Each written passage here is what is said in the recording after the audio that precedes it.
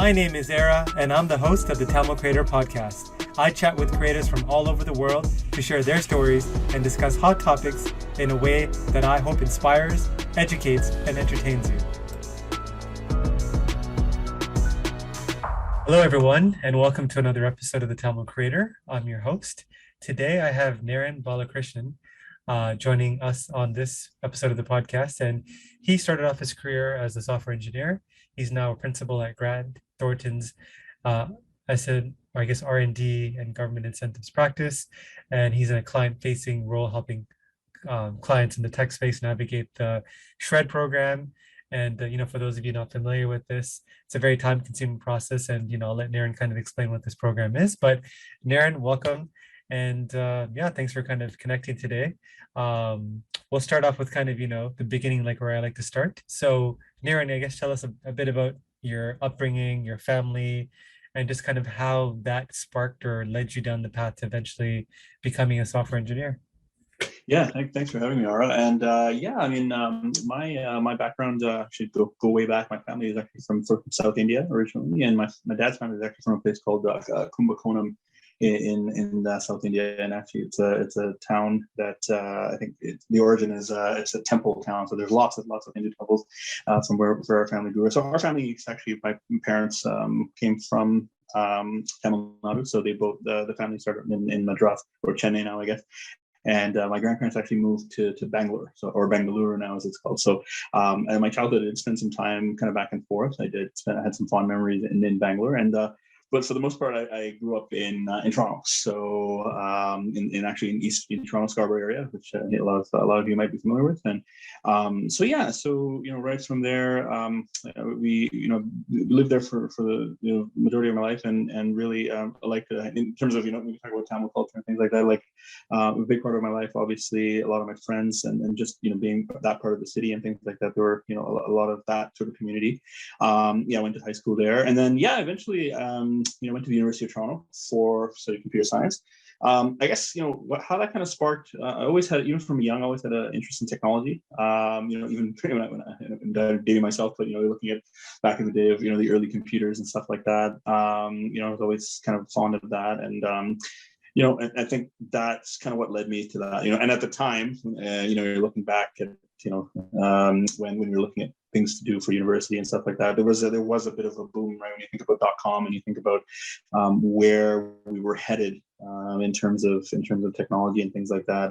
So it's kind of a combination of that, the interest that I had in technology from a young age, and just this is kind of where things were going, right? In terms of career, and now it sort of has bore out, right, in terms of where we are now. So yeah, that's kind of what led me to that sort of career path. But ultimately, and I guess we'll get into that, it kind of changed, right, and for the better, I would say. And so that's a little bit about where I started. So. And as a software engineer, what did you like and dislike about your role? I know you worked at a few companies like IBM and Caseware International, but I'm curious, like what was your favorite part, and what was your least favorite part of that role? Yeah, I think it was obviously being at the forefront of technology. Talk about IBM, obviously a well-known player in the industry. You're working on the latest and greatest in technology, and you're sort of at the forefront of that. So I think what I liked was problem solving. Even from a young age. When we talk about some of my favorite subjects were math. And so I think it was the opportunity to solve problems and to tackle a problem, and figure out a solution for it, right? And so you think about in software, we talk about optimization and we try to make things faster, make things more efficient.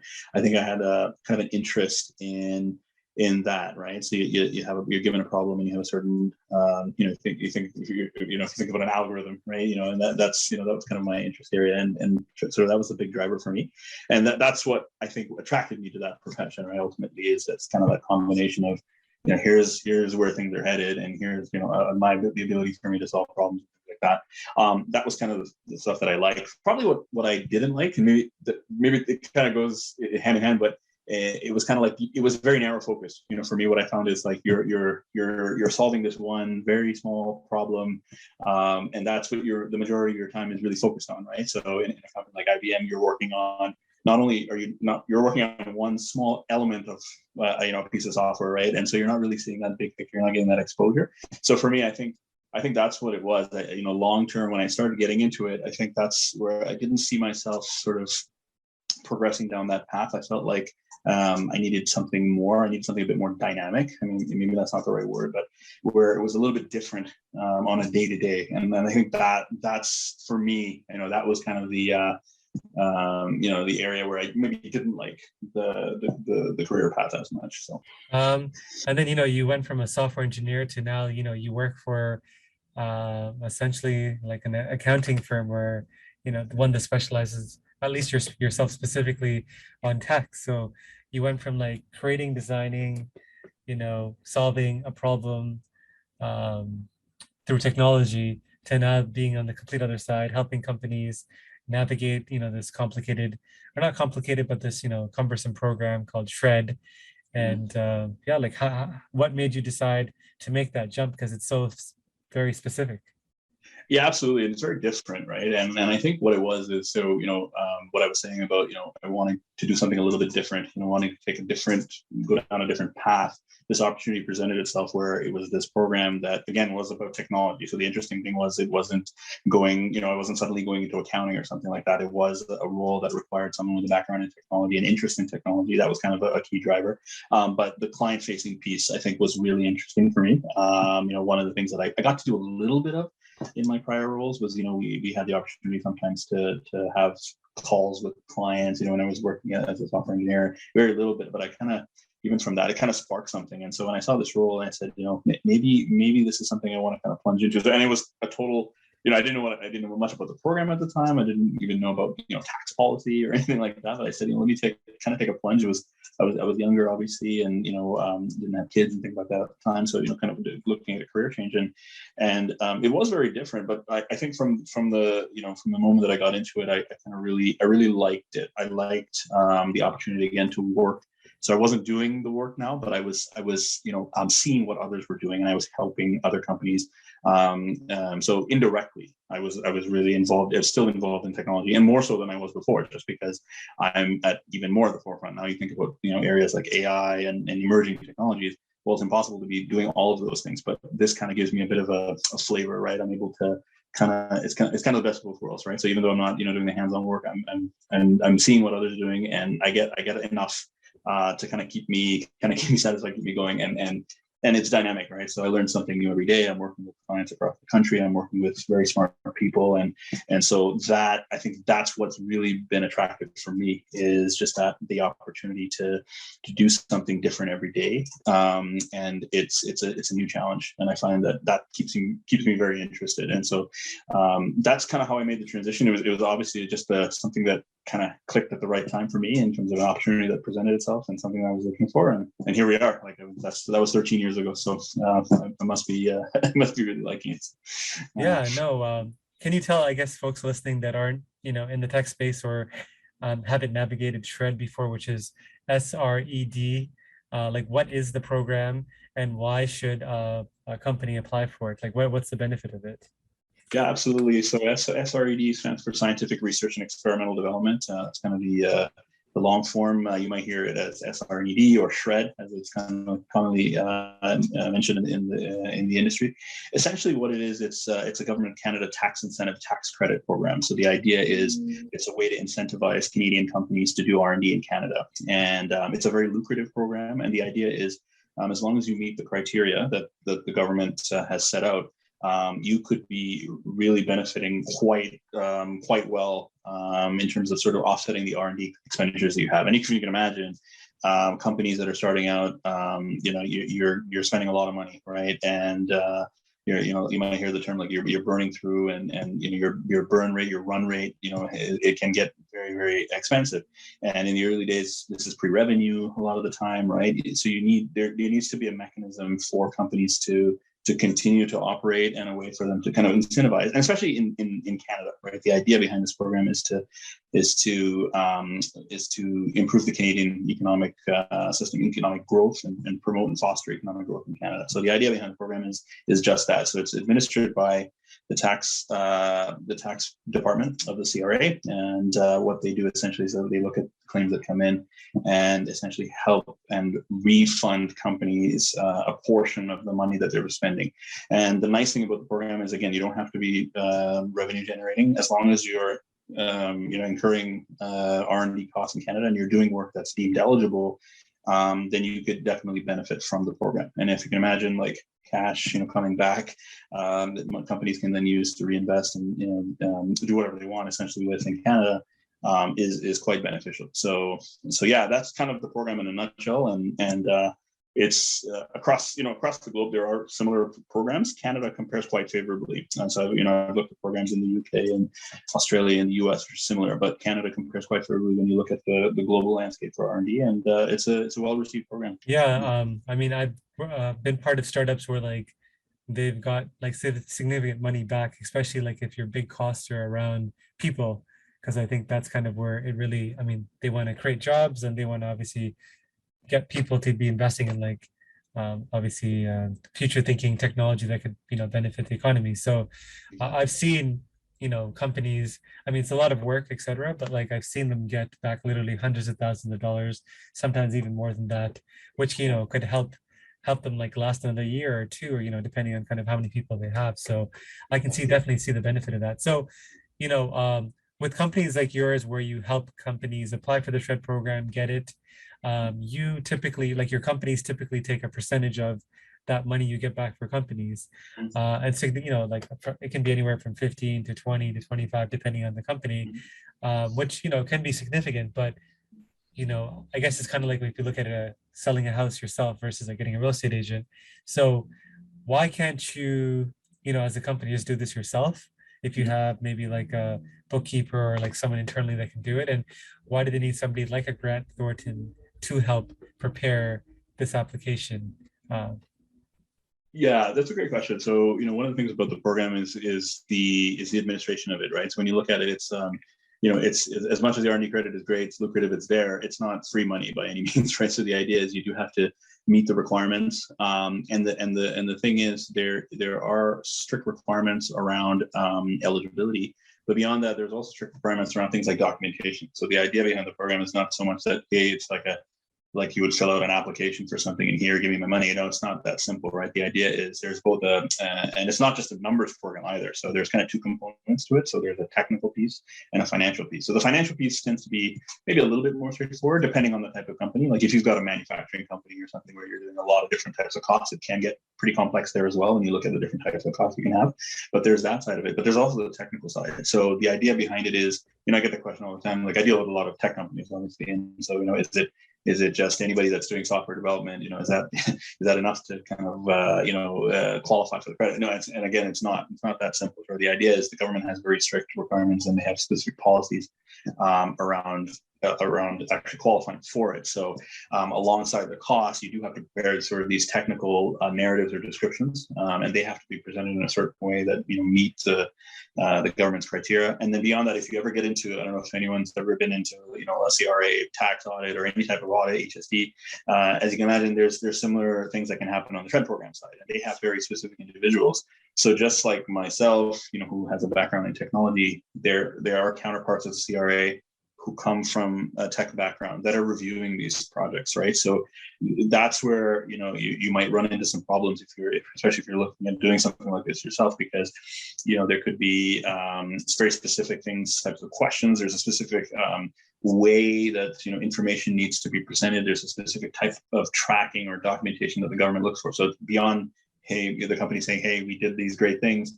They also want to know that you can prove that you incurred these costs, and you can prove that you did this work. So things like contemporaneous documentation, maintaining records of your work, maintaining time records, all of those things. So it becomes almost like a system that we help companies establish. It's almost like an R&D process internally, so that it becomes almost a bit turnkey.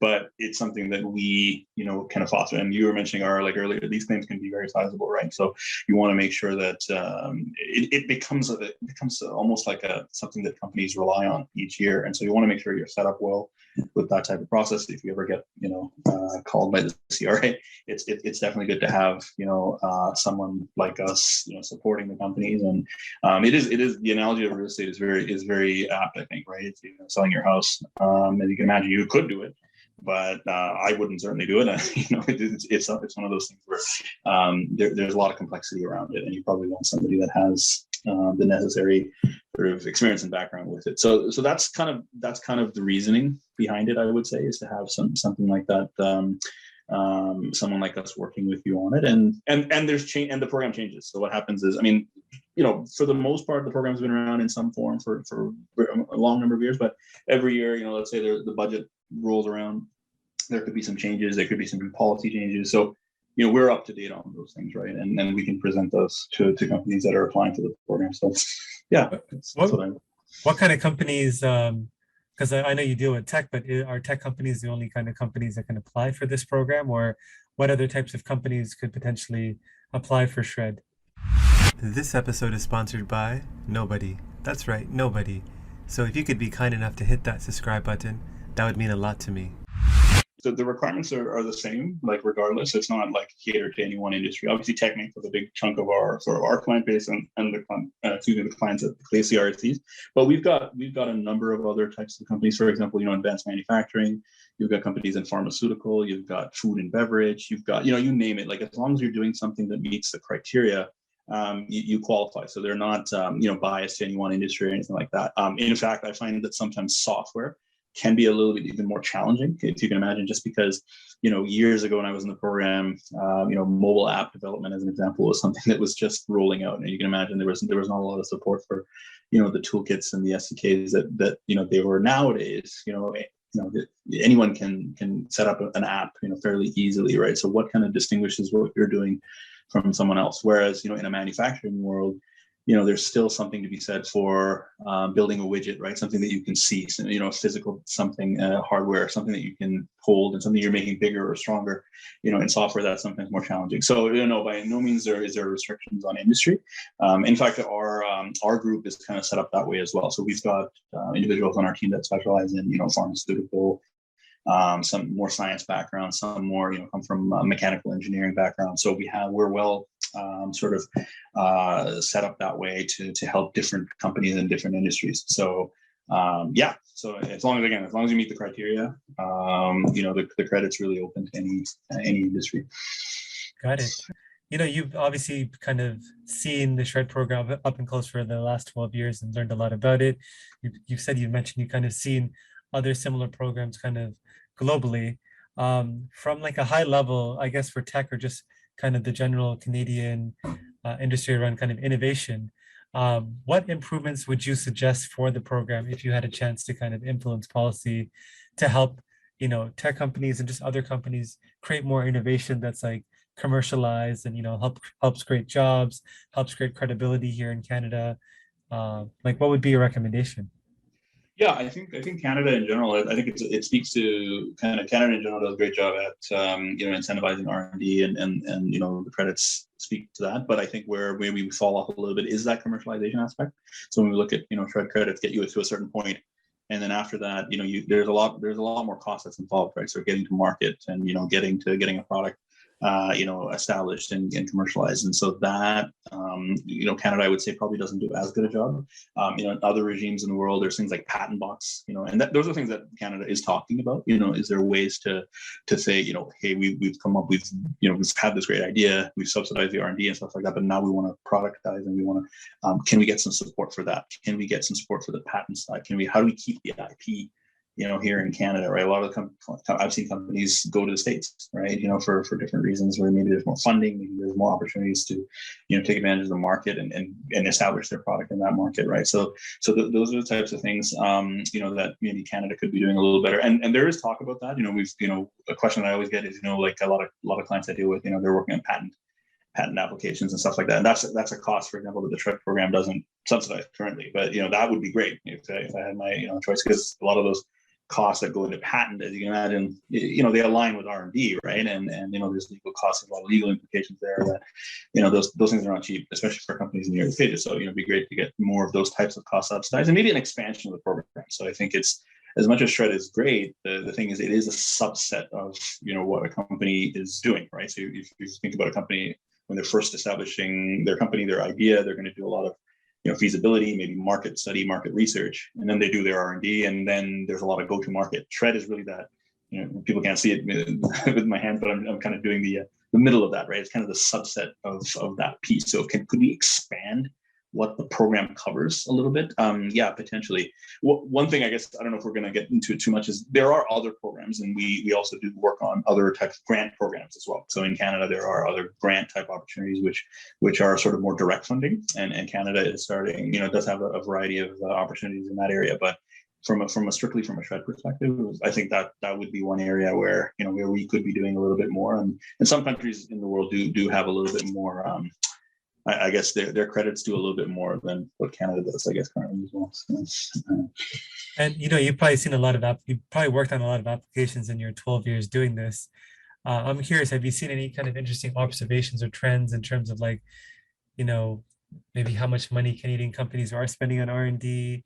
What are they spending it on? Like, what's maybe a company you've worked with, you don't have to say the name, but like that's doing something like that's super interesting that you would have never thought, could be done, but like you saw it because of your work helping companies with SRED. Yeah, that's a great question. I think some of the numbers that maybe came out a couple of years ago, the SRED program, I think it was $3 billion plus given out in tax credits. That's just over a yearly basis, about 22,000 or so companies. And those numbers get updated each year. But if you look at, that's pretty staggering. Look at $3 billion just in the tax credits. That means that's a percentage essentially of what companies have actually spent on R&D. So it's large. And the nice thing about this program is, as much as large companies can benefit, or foreign-owned companies that are coming into the Canadian market can benefit, the sweet spot of this program is really SMEs, right? So the small, medium-sized, the small players that have companies that have great ideas here in Canada and want to scale. Looking at that kind of the hockey stick curve right there in that growth curve, that's what this program is really here to support. And so, yeah, in terms of success stories, I've seen a number of great companies come like one of the ones, I guess, a few years ago. Maybe now it's a bit more commonplace. So there's a client that I had that's doing sort of failure detection for vehicles. So they've got the ability to, and I know there's a lot more tech now built into cars and things like that, but they were one of the early adopters, for things like, hey, like they have a detection scheme, and they use artificial intelligence, so machine learning and AI, to figure out when you need things done to your vehicle, whether it's fuel, whether it's things looking at oil changes, looking at replacement of parts. So they have a way to detect a lot of these things through technology. And this was like, they were on top of this like maybe 4 or 5 years ago. So, the founder, actually, his father was a mechanic. And so he had a sort of a background. So he's kind of marrying kind of a non-traditional industry, right? When you look at auto mechanic with technology, right? And so again, now it seems like everything is being, you think about Internet of Things, everything is becoming, technologified. That's a word, but you're applying technology to something. But that's one industry or one area which I saw, and they've been claiming under the program and doing very well because of their sort of these custom algorithms and machine learning that they've built to do this sort of detection with vehicles. The other industry that's kind of interesting, and there's a lot more, but one of the industry that I've recently started working and seeing is legal tech. So if you can imagine, lawyers, traditionally a very document manual type industry, they're heavily getting into AI. So I've got a number of clients that are doing interesting things from, taking a lot of this legal documentation, using machine learning. Again, AI I think is a big buzzword, but yeah, using that sort of technology to make, claims processing a lot faster. We've got a company that's doing like wills, the wills process, again, traditionally very lawyer, manual, paper-based, putting technology to that. So I think that's where I've seen, taking, again, traditionally industries that were, did not have a lot of technology behind them, and applying things like AI towards them to make make life easier, really. And you see it in legal tech, and there's things called prop tech now, which is for real estate technology, insure tech, for the insurance industry, and that part of it has been really cool, just to kind of see the adoption of that, and those companies have actually done well in the market as well. So it's not just, these are not just ideas, like they've actually translated to products that have done well. So that's kind of some of the success stories around the program. Yeah, thanks for sharing about the program. One thing I want to ask you was, you went from like something that's easy to understand, which is an engineer, to being a specialist in a tax program that's kind of centered on technology, even though someone in the tech world, like especially in Canada, is quite familiar and sees a value in it. How did your like friends or family kind of, deal with you making that switch? Was it like, oh yeah, that makes sense, or was it like, what are you thinking? Like, stick with being an engineer. Like, what were their thoughts? Yeah, I definitely did get that question because a lot of my friends, like I did, we did computer science together, computer engineering, and we, some of them have done really well. They still, in doing software development, and they've done really well in those industries. And I think for them, it was a bit of a kind of an eye opener in a way, kind of to say, hey, like this is a real jump, or a real change, I guess, from what you've been doing. And some of them, some of them actually you get involved in the program just from their companies. Being an engineer, they get pulled into shred claims for their own companies, but so they're familiar with the program. But I think yeah, there's definitely some questions, and I do have to, a lot of people that I talk to, I do have to kind of, it's like you just said, right? It's easier to say, hey, like I'm a software engineer at IBM, like it's fairly obvious. But when I talk about what I do now, like it's like, you look at consulting, you look at tax, you look at, so there's a bit more conversation, I guess, that happens, and I think the other thing was like that's interesting is when you're in engineering, and a lot of my friends can attest to this, is like your head down,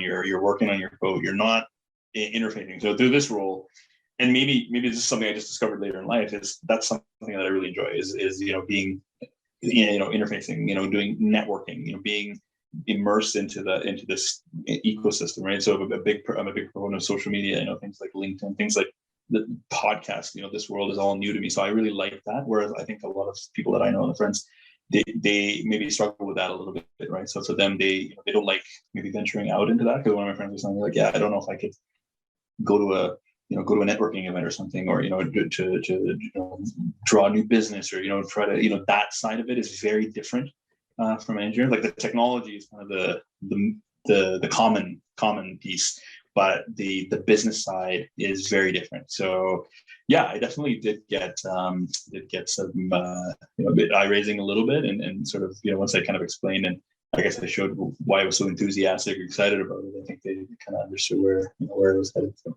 Often we focus on kind of the successes or things that we've done well. I'm a big fan of kind of learning from failures, or you call them learning lessons. In like the last, I don't know, 3 5 years, um, what's been a failure that stuck out to you, or like a learning lesson that you've kind of gone through, and what particularly did you learn from that experience?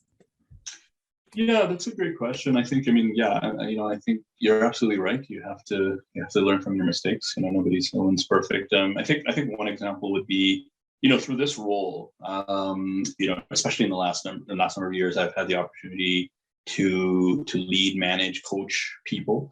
And so that's been a learning experience for me, just the opportunity to mentor and work with a team. Now we're getting into a lot of recruiting, and that whole world is quite different for me. And now, I'm getting more and more accustomed to that. But I think one experience for me was we had an individual that would have been a couple of years ago, and it was a kind of a difficult. I guess it didn't work out, right? Let's say so. We brought someone on, and we thought there'd be a great addition to the team, and for whatever reason, we tried to work with them. It just wasn't a fit, and I think.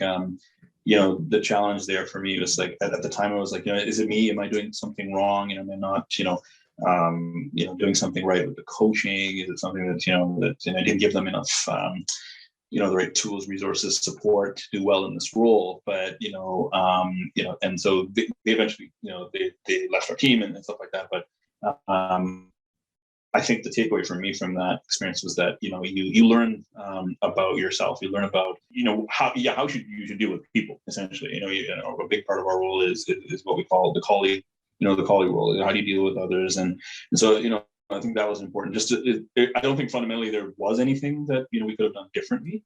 But I think it was the takeaway, that realization, right, that people are different, and maybe not everyone is suited for a particular role. And so you kind of come down on yourself a little bit to say, hey, like, this didn't work out. Maybe it's something that's attributed to you look inward sometimes and say, hey, maybe something that I did, but I think that was a big experience. And then since then, we've had great successes, and we've had people leave for different reasons. And I think that's something I've learned, right? Something that it comes and goes in a company, and especially during the, with COVID and everything, it has been challenging, in terms of, people retention and a lot of that. So I think those earlier experiences have helped now, because if I think I was living that through now, I would be like, yeah, what's going on? Like, this is very different. So I think that was something that I've definitely learned over the last couple of years. Now, looking at like your personal legacy, so looking forward, how would you want to be remembered by your friends and family in a few sentences? Did you know that every time you left a 5 out of 5 review for this podcast, a Tamil parent lets their child pursue a career in the creative arts? Okay, that's probably not true, but if there's a chance that it is, do you really want to jinx it? Leave a review. Do it for the young creative in you. Yeah, that's a great question. I think I hope that if we look at not just from we're talking about a job, and looking at that kind of, again, we look at the contribution to this program in the Canadian economy, but from a kind of a personal perspective, I think there are parallels. Like, when I look at myself as someone that my clients can lean on, can come to for support. I'm not going to be there just for, hey, like, see you when it's time to file a claim at the end of the year, kind of thing, right? So similarly, I think it's being there, like seeing someone, again, Naren's guy, that I could come to, that I could approach if I had a particular issue, someone that's easy to talk to, someone that kind of was there when I needed someone. And it could just be, hey, just a quick conversation, a coffee. It doesn't have to be anything specific, but sometimes I think people need that, and I think I want to kind of be regarded as a kind of person that was there, and people can look back and say, hey, like, yeah, when I need someone to lean on for something, or again, even how small it was, he was somebody that was there to support me. And sometimes it's just, hey, just being supportive, right? So say, hey, like, we talked about earlier about changing careers or something. It's like, hey, what I had a recent example, like with a friend of mine who he's looking at a career change, and he came to me and said, hey, like, what do you think about this? And is there anything you can suggest, or any? And I actually help make a connection for him, right? And it's those type of things, right? It's just kind of being that connector, kind of being that person that can was there when people needed him. And I think that's it's kind of cliche to say, like, when you go, you hope you can touch as many people along the way. But I think that's the key thing. I think it's that human connection that's really important. So. Looking forward, in terms of, or not looking forward, but looking back, if you had a chance to go back in a time machine and visit 16-year-old Naren, and you got to sit face to face, what would you tell him? Yeah, that's a great question. I think where my career path went down, I would say probably get into what I was doing a bit sooner, right? To be honest, I come out of school with I did spend a few years obviously doing software engineering. In hindsight, I probably would have started along this path a lot sooner, just because I kind of like where I ended up. But I feel like I needed to go through that, even though I would probably tell myself, hey, I can't go down this career path at that time. I feel like the way your life turns out, everything happens for a reason. I always feel like that, I always feel that way. So I wouldn't technically, change anything along those lines. But I think, yeah, if I could get into something that was doing it sooner, obviously, make these type of connections, or, you kind of foresee what sort of the future looks like in terms of the, technology and that I've been talking about, in terms of those type of industries and stuff like that. So giving myself a heads up on, hey, this is where things are headed. This is where, where people are going to have needs, I guess, right? Where things are going to be headed. So kind of going down that path a bit sooner probably would be a piece of advice. Say, let's get on this track, and maybe even help more people sooner. So I think that's some of the advice I would give myself. And a topic I'm very fascinated by, and I like to ask people about, is like, what's your relationship with money? Like, how do you view money? How do you look at investing? Like, what kind of things do you invest in out of curiosity? And you can share whatever you feel comfortable. Yeah, I would say probably a bit more conservative. So when it comes to investment, I've never been a big stock market guy. Obviously, I think your typical have kids, so your retirement, your education funds, and your savings, stuff like that. So I think all that is important and very, very key. But I've never been, I'm not a big big lottery guy or big casino guy. that I always feel like if I take $20, I'm gonna go to the casino, I feel bad to lose money. So I've always been a bit more cautious. So yeah, it's something, I think, through the RSP and stuff, like I get into some mutual funds, but I'm not, not that kind of, the big investor guy for sure. But maybe in the future, right? So maybe there's more opportunities that open up. I have clients that are in crypto and Bitcoin, but I've never really dabbled in that area either. So yeah, for sure. I think it's maybe there's more to come for me in that area, but I've traditionally kind of been a bit more conservative and a bit more shy when it comes to money investments, for sure. A little bit more safe, I guess. So safe investments. So. Makes sense. From like a new information consumption point of view, like how do you typically, like, if you want to get new information, do you like to read podcasts? Do you just read articles? Like, what's the way that you prefer to consume new information? Yeah, I think podcasts are a great medium. So like if you, and the nice thing about them, you can be in the car, you can be on your bike, you can be taking a walk, and I think you can, they're very accessible. There's great podcasts out there. So I think that's one great medium that I've kind of enjoyed over the last few years, for sure. Yeah, articles, kind of staying on top of, I find social media can be good if you use it properly. So if, I really like LinkedIn as a platform, because I find not only are you connected to smart people and you're kind of following people where they go in their career, but there's a lot of information that comes through, right? Just from, people are sharing, just about things that are happening in technology. Just, you might have a friend or a certain company, they're posting an article about something, or they're authoring a new article about something. And I'm actually just fortunate through how, the space that I work in, that I'm sort of connected to a lot of companies. So just indirectly, if I'm working with a client, I'm on their website or on their LinkedIn or something like that, they're sharing something, I'm learning something, just being kind of in that space. So I don't actually have to typically seek out a lot of it. A lot of it is there, and sometimes just finding the time, I guess, is the main thing to try and consume. So consuming that information. So I think those would be kind of the main ways that I kind of try and stay on top of trends and things that are happening. So. What's your favorite podcast that you listen to? Like something you recommend to users or like listeners? Yeah, for sure. I mean, I think everyone knows Neil deGrasse Tyson, so I really like Star Talk. I don't know if you're familiar with that one, but I think Neil's a very smart guy. But I think the nice thing I like about it is he covers a lot of different topics. So it's not just you think of Neil as a space guy. It's not limited to that at all. I mean, I have some interest in space, but I think it's some of the other stuff he did. For example, he did one the other day about like the impact of video games on children. And, he had another one that was interesting. It was just about, it was just yesterday or the day before, it was about like the physics of pool tables. And, it's just things you don't even, maybe even think about, but he has kind of he brings in like sort of expertise in the area. So, you think Neil is obviously a very smart guy in his field, but he's learning on the podcast, which is really interesting. So a guy like him, obviously, who, who's done so much, to have kind of these bright guests and things like that. So yeah, definitely, it's a very informative kind of podcast, and it's a fun one too. It's not just I think that's important too, to kind of keep your attention. So it's not something that's kind of just mundane, and the way they deliver the information. So the guests that he has and the co-hosts he has, they keep it very entertaining. So I think that one I would definitely recommend. As you brought up space, I think a ton of money is being poured into space, and like I think there's a lot of it seems very gimmicky, but it's actually very interesting kind of what's happening in the space race in terms of getting satellites up there, having satellite internet.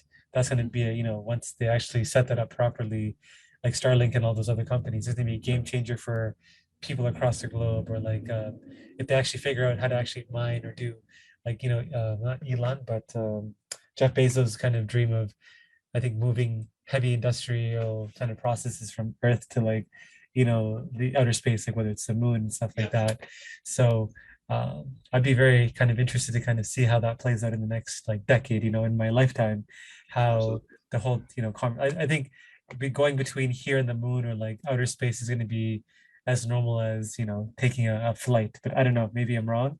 Maybe I feel like there's a lot of hype around space, but I'm very curious in like 10-15 years what that looks like. So for sure. Yeah, for sure. And we've seen it recently too with a lot of the people going into space and stuff like that, with a lot of the stuff that's happening. But yeah, I think there's a lot there that's still kind of untapped, and I think we will see a lot more in the coming years, for sure. So.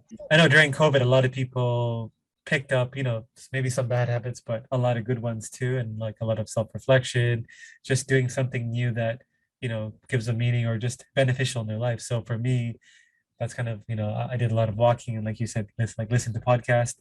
It was a kind of a great way to stay healthy while feeding your mind as well. But for yourself, like during COVID, what was like a new belief, behavior, or habit that kind of benefited your life? Yeah, I think along those lines, I think I pick. So I used to bike, like cycling a lot when I was younger, and I hadn't done it for a long time. So I figured, like, especially when really restricted last year and things like that. So I bought a bike again, and I that's something that I started kind of doing, and I kind of remembered why I sort of enjoyed it. So it's a great way to get some exercise.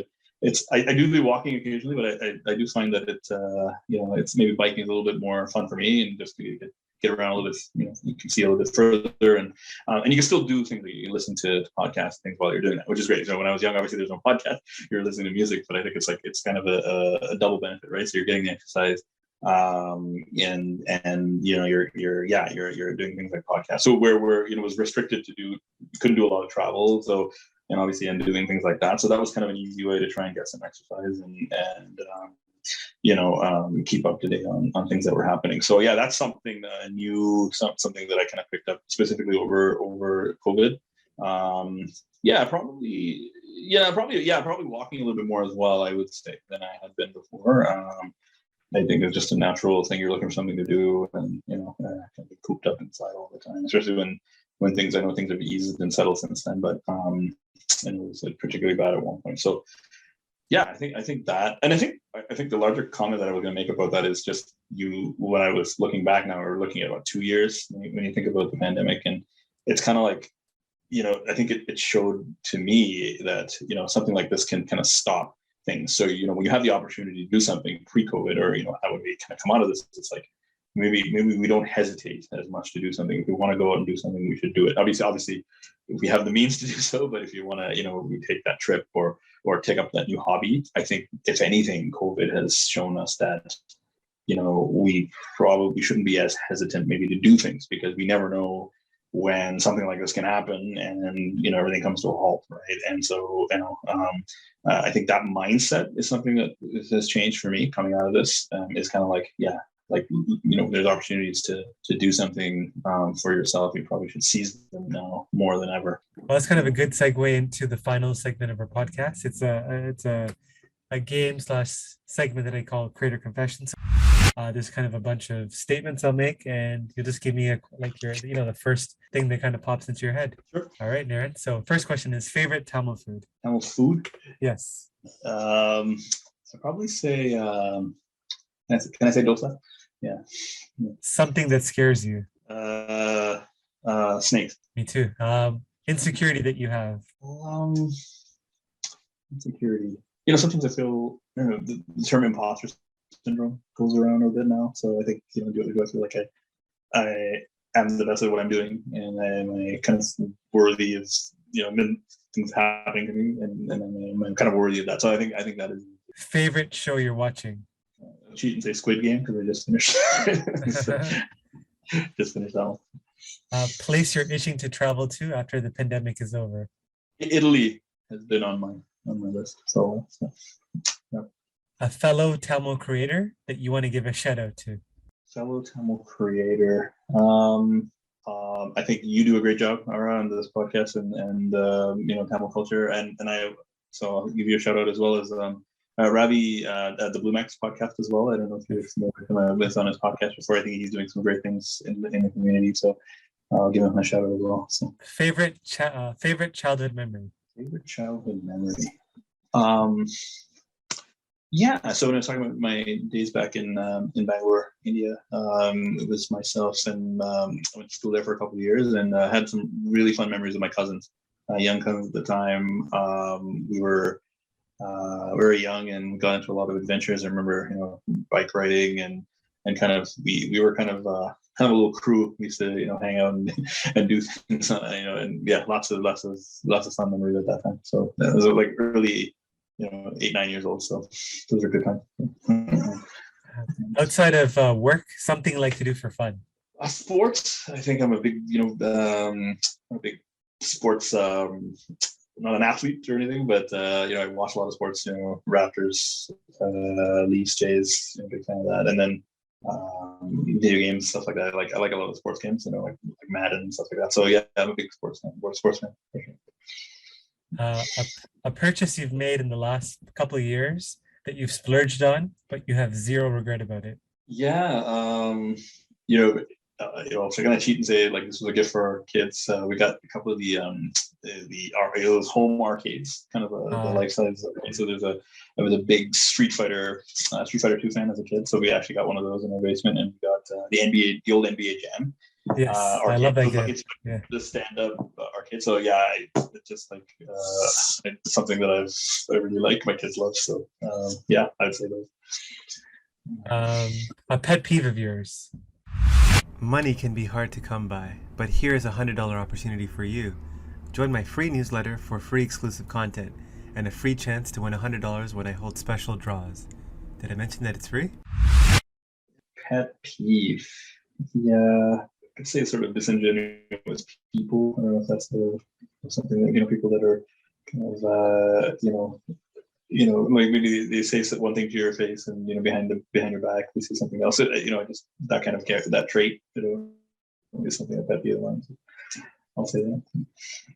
If you knew that you were going to die tomorrow, a regret that you would have?